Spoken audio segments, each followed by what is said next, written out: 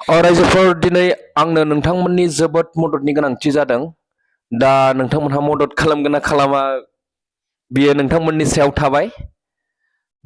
मिजिंथियो नोंथांमोनहा जेरै बे चेनेलखौ मदद खालामदों बेफोरबायदिनो आंखौ मदद खालामलांबाय थागोन होननानै। दा आङो मोनसे गुड निउस लानानै फैदों नोंथांमोननि थाखाय बा आंनि थाखायबो, नङा होमबा? दा गोबांथार जोंनावहाय चेनेलफोर दं नङा होमबा इउटुबावहाय बड' चेनेलफोर। आङो नायदों बिराद गोबांबार सार्च खालामनानै नायो टेक चेनेल।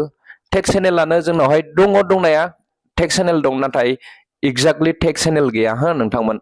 बिनि थाखायनो आं मा सिन्था खालामदों, मोनसे टेक चेनेल आङो क्रिएट खालामनो होननानै आङो मैयासो टेक चेनेल मोनसे क्रिएट खालामबाय नोंथांमोन, मैया 28 तारिख मोनाबिलियावहाय। दा बेनिखायनो नोंथांमोननिसिम आङो बेखौनो फोरमायहरदों, माने बा नोंथांमोनखौ खावलायनो सानदों नोंथांमोनहा आंखौ जाहाथे अननानै हेफाजाब खालामो। आंनि बे जे गोदानै खुलिनाय टेक चेनेल बेखौ नोंथांमोनहा थाबैनो साबस्क्राइब खालामनानै थाबैनो 1K साबस्क्राइब कमप्लिट खालामनानै होयो। मानोना आं थाबैनो बे चेनेलखौ मनेटाइज खालामगोन। नोंथांमोन साबस्क्राइब खालामाब्लाबो आङो बेखौ माने थाबैनो मनेटाइज खालामनानै आङो बाहाय खामानि मावनो सानदों। दा नोंथांमोननि मदद मोनोब्ला साबसिन जायो रायजोफोर। दा जेरै नोंथांमोनहा बे चेनेलखौ मदद खालामदों बेबायदिनो नोंथांमोनहा आंखौ हेफाजाब एबा मदद खालामगोन होननानै आं मिजिंथिबाय।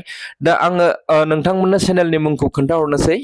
आं भिडिअखौ गोलाव खालामनो सानाखै। चेनेलनि मुङानो जाहैबाय रायजोफोर, एसे एक्साइटेड जादों। चेनेलनि मुङा जाहैबाय रायजोफोर ए बड' टेक, सिंगल ए BODO टेक, TECH रायजोफोर टेक, ए बड' टेक। दा बड' टेक गोबां चेनेलफोर दङ, नोंथांमोनहा इउटुबाव सार्च खालामबानो जाबाय ए बड' टेक, ए सिंगल ए BODO टेक, नङा होमबा? बड' टेक, ए बड' टेक बेखौ सार्च खालामबानो नोंथांमोनहा चेनेलाव आंनि प्रफाइल फट' नुखागोन। आं नोंथांमोनहा आंखौ सिनायखायो हिसाबै आं प्रफाइल फट' दोनना होदों, जाहाथे नोंथांमोनहा कनफिउस जाया होननानै। दा ए बड' टेक सार्च खालामोबा आंनिया सेकेन्ड रेंकआव ओंखारगोन आरोखि बे चेनेला।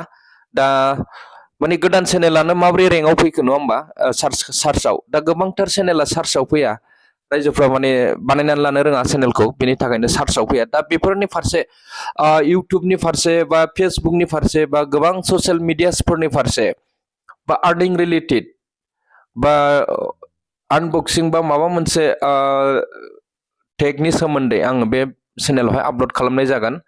दा नोंथांमोनहा बे भिडिअसफोरखौ दैलि मोनलांबाय थागोन। बिनिखायनो आङो नोंथांमोनखौ फिन खेबसे जोबथायाव आखाइ खबजोबनानै गुरैयै खावलायहरो, नोंथांमोनहा प्लिज बे चेनेलखौ थाबैनो साबस्क्राइब खालामनानै 1K कमप्लिट खालामना होबानो जाबाय। बेनिफ्राय आं थाब मनेटाइज खालामसै। वाच टाइमखौ आं दङ, आं माबा मोनसे खालामगोन। वाच टाइमखौ आं थाब कमप्लिट खालामनानै माने मनेटाइज खालामनानै आं बाहाय रेगुलारलि नोंथांमोननो मोजां भिडिअसफोर आपल'ड खालामनो लुबैदों बा गोसो जादों। दा मिजिंथियो नोंथांमोनहा सापर्ट खालामगोन होननानै। दा दिनैनि बे भिडिअखौ एसेयावनो दोनथ'नाय जाबाय रायजोफोर। गोजोन्थों, थेंक इउ।